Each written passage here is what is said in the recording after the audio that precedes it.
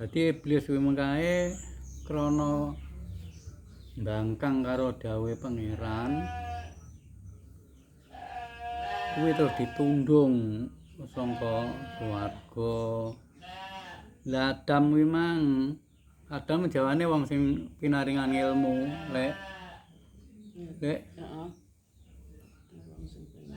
Adam iki wong sing diparingi ilmu kuwi iso didhawuhi karo pangeran waya Adamu he Adam uskun manggono sira Adam antau tahi sira wa jauju kalan bojo ira aljanata ing swarga wakula lan mangano min khaisu situma sekira sak karepira. Dadi kowe mangan apa ae sing ning swarga iki panganan kuwi bebas. Wala takro bahdi sajarah ning kowe aja cedhek-cedhek karo iki wit.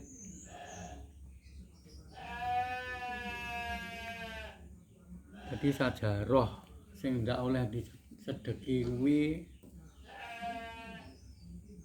kuwi jane cara tumrap ning awake dhewe kuwi gunem sing ora enek nyatane ngono lek ndak oleh di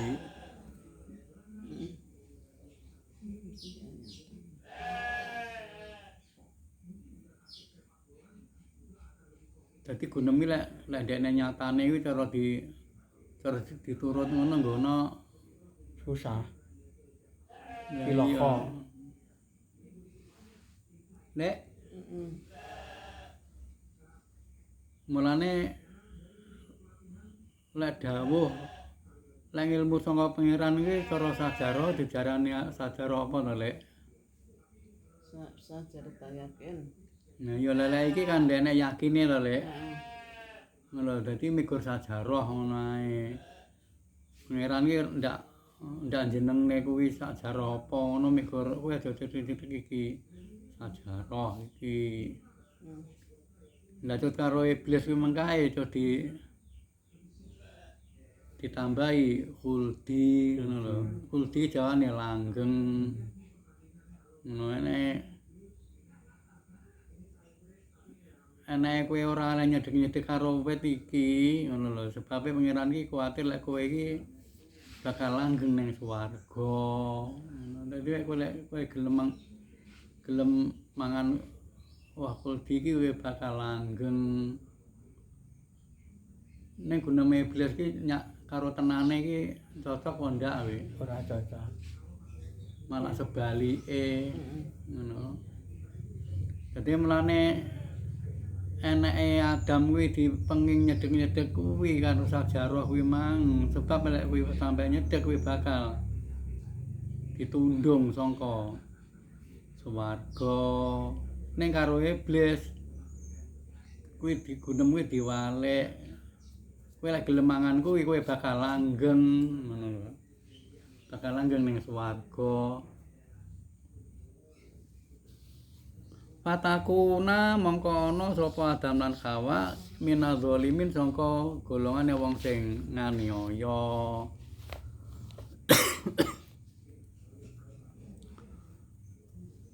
Fawaswasa mongko ngridu lahuma maring Adam lan Hawa sapa setanu setan liyubadia supaya nglahirake lahuma maring Adam lan Hawa ma barang uriya kang den simpen ngan huma saking Adam lan Hawa min sauatihima sangka elek ya Adam lan Hawa. Dadi iblis setan itu ngridu ning Adam lan Hawa lho lek. Pakola mongko ngucap setan mengkae manahakuma sebabnya apa to? Kowe apa ngerti to Adam? Pangeranmu kok nyegah sangka kowe. Ngan hati sajarah sangka iki wit. Maka sama huma lan iblis mengkae sepoto-sepoto maring Adam lan Hawa. ini sedune ingsun laku marang sira wong loro Adam lan Hawa laminan nasihin yekti nasihati tenan ngono. Lek tangi sik. Ya. Dadi iblis kuwi mengkae takon ning Adam, kowe nyapa to Adam kowe kok ndak oleh nyedhing-nyedhing nang wiwit kuwi ngono. Kowe ngerti kowe sebabe ngono. Adam iki jawab ndak. Jane ngene lho Adam. Enake kowe iki ora oleh nyedhek-nyedhek nang kuwi wit ngono. Sebabe pangeran kuwatir lek kowe iki dadi malaikat karone lan kowe bakal kuwatir lek kowe bakal langgeng ning swarga. Lek Ya. Iblis menangkoni ning Adam sebabe kon ndak oleh nyedhek nang wit meng lho. Kowe apa ngerti sebabe ngono. Lah Adam ki omong lek ndak. Jane ngene lho Dam. Krungu ndak wi? Jangan ngene Adam ya. Enek kowe ora oleh nyedhek ning wit kuwi wit. Sebab pangeran iki kuwatir lek kowe iki bakal dadi malaikat karone. Utawa kuwatir lek kowe bakal langgeng ning swarga, ngono lho. Dadi lek kowe gelem mangan kuwi kowe bakal langgeng ning swarga. Sik tangi sik. Wako sama huma lan sepoto-sepoto iblis ning Adam lan Hawa kuwi. Ini laku malaminan nasihin tenan aku iki jan nulturi tenan ning kowe iki liyane kowe ora tak omongi. Mergo plek ngono. Lek kur kowe tok ning tak omongi. Mergo rene liyane. Padalahuma mongko nuduhake sapa iblis ing Adam lan Hawa biwururin kelawan pembujuk. Dadi lek ngomong koyo ngono jane ngomong kuwi jane ngapusi lek falama zaqo mongko tetkalane ngrasakne utawa ngicipi sapa Adam lan Hawa asajaro tangi wit badat mongko genah lahuma maring Adam lan Hawa apa sauatuhuma elek Adam lan Hawa. Lek dadi bareng Adam lan Hawa kuwi mengkae sida ngicipi sajarah kuwi mang ngono lek. Akhire sandangane kuwi saknalika ilang ngono lho. Iya. Uda.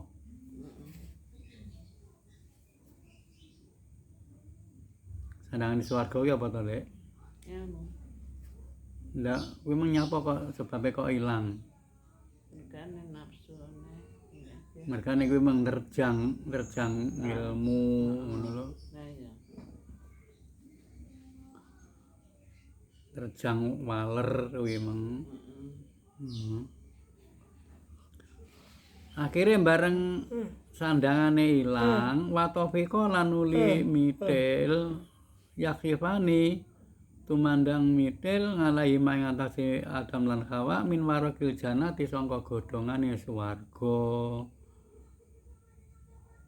Lek bareng Adam lan Hawa kuwi uda ngono kuwi mang akhire cot mitil godhongane swarga dinggo nutupi kemaluane kuwi ngoleh. Ora iki? Krungu. Piye? Mitil godhongane swarga. Paham. Nah iya. Enggak bisa sana. Paham. Lah iya pokoke lek ndrek ketoke meneng ae nek ndak digetang lan kuwi malah turu. Turu ya tapi melek. Sir-siran.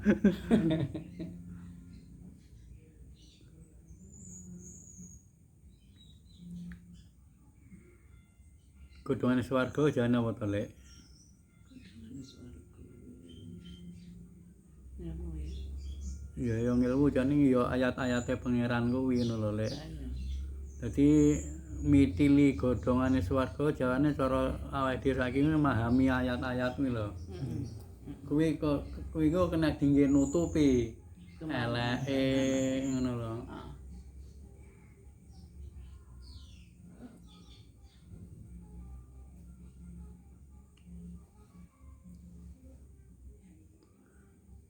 Lek njur pangeran ki do dawuh ning Adam. Wanadahuma lan undang-undang sapa pangeran ing Adam lan Hawa. Wanadahuma lan undang-undang ing Adam lan Hawa sapa Rabbuhuma pangerane Adam lan Hawa. Alam anhakuma apa to aku ora wis nyegah marang sira Adam lan Hawa. Ngantilku masajaroti sangka mengkono-mengkono wit. Wa aku lakuma lan aku ya wis dawuh marang sira wong loro ina setan setune setan laku maring sira lan Hawa ngaduwun satru mubinun kang bertelo. Golek. Di Adam lan Hawa bareng mangan wakul didhawuhi karo pangeran. Apa aku ora wis tau wis pangeran ki undang-undang ning Adam lan Hawa. Apa ta aku ora wis nyegah marang kowe Dam sangka iku kuwit. Adam wis tau diomongi pengen nyedek-nyedek apa ndak lho, Lek? Lah iya. Lan pangeran ya wis dawuh ning Adam lan Hawa lek setan kuwi tumrape Adam lan Hawa kuwi musuh sing jelas ngono Lek. Akhire Adam lan Hawa kuwi njur sambat ning pangeran. Kala njur ngucap Adam lan Hawa, Robana do pangeran kula. Zalamna nganiaya kula angpusana nggih awak kula dhewe. Kula niki nganiaya dhateng awak kula dhewe. Wa ilam taghfir lana lan lamun boten ngapura panjenengan dhateng kula. Wa tarhamna lan panjenengan boten welas dhateng kula. Lan aku nana yekti kawontenan kula niki minal khosirin golongane wong sing padha rugi. Jadi Adam lan Hawa njur matur nang pangeran kuwi Robana zalamna angkusana wa ilam taghfir lana wa tarhamna lanakunanna minal khosirin. Tu pangeran kula niki nganiaya awak kula dhewe. Oleh lan menawi panjenengan boten ngapura dhateng kula lan panjenengan boten welas dhateng kula yektos kawontenan kula niki golongane wong sing padha tuna, padha rugi. Kala dawuh pangeran Fahbit ihbitu muduna sira kabeh ba'dukum sebagian sira kabeh libatin maring sebagian ngaduwun satru. Walakum lan kedue sira kabeh fil ardi ana ing bumi mustaqarrun nggon tetep amataun lan nggon seneng-seneng ilahin tumeka entake mangsa. Dadi pancen lek pancen menungsa kuwi mang diturun ning donya kuwi wis didhawuhi lek kowe kabeh kuwi siji lan sijine kuwi musuh ngono lho Lek.